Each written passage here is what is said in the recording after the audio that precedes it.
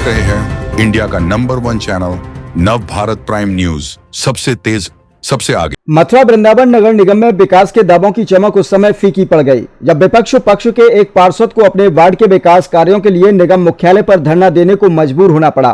Ward संख्या 65 के पार्षद संतोष पाठक ने नगर निगम प्रशासन पर गंभीर आरोप लगाए हैं। उन्होंने कहा कि वार्ड की विकास योजनाओं की फाइलें महीनों से दफ्तरों में धूल फांक रही हैं, लेकिन उन्हें मंजूरी देने की किसी को फिक्र नहीं है। उमस भरी गर्मी के बीच धरने पर बैठे पार्षद ने कहा कि सड़क, नाली, जल निकासी और अन्य जनहित के विकास कार्यों की फाइलें बार बार अधिकारियों के सामने रखने के बावजूद आगे नहीं बढ़ाई जा रही हैं। कई बार गुहार लगाने और बोर्ड बैठकों में मुद्दा उठाने के बाद भी केवल आश्वासन मिले हैं, कार्रवाई नहीं हुई। नतीजा ये है कि वार्ड की जनता बदहाल है और विकास सरकारी फाइलों में कैद होकर रह गया है। पार्षद संतोष पाठक ने आरोप लगाया कि उनके वार्ड के साथ भेदभावपूर्ण रवैया अपनाया जा रहा है। उनका कहना था कि यदि चुने हुए जनप्रतिनिधि की बात अधिकारियों तक नहीं पहुंच रही तो आम नागरिक की समस्याओं का समाधान कैसे होगा।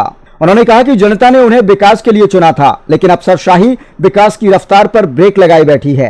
धरने के दौरान उन्होंने नगर निगम की बोर्ड बैठकों की कार्यप्रणाली पर भी सवाल उठाते हुए कहा कि विकास कार्यों की स्वीकृति प्रक्रिया पूरी पारदर्शी और निष्पक्ष होनी चाहिए। सभी पार्षदों को समान अधिकार मिले और किसी भी वार्ड के साथ भेदभाव न किया जाए।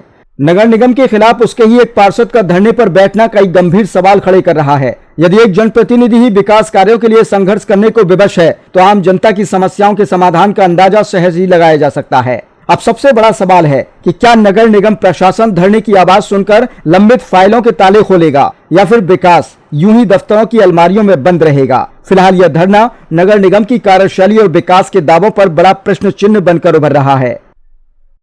ये बताएं आप किस लिए धरने पर बैठे अचानक आप, और नगर निगम कार्यालय के बाहर इस तरीके से बैठना क्या है? जी मैं क्या बताऊं आपको, ये नगर निगम मथुरा वृंदावन की एक समस्या नहीं है, ये कई समस्या है। आने वाले समय में कोई ऐसा कार्य नहीं हो जिससे नगर निगम मथुरा वृंदावन की छवि धूमिल हो जाए।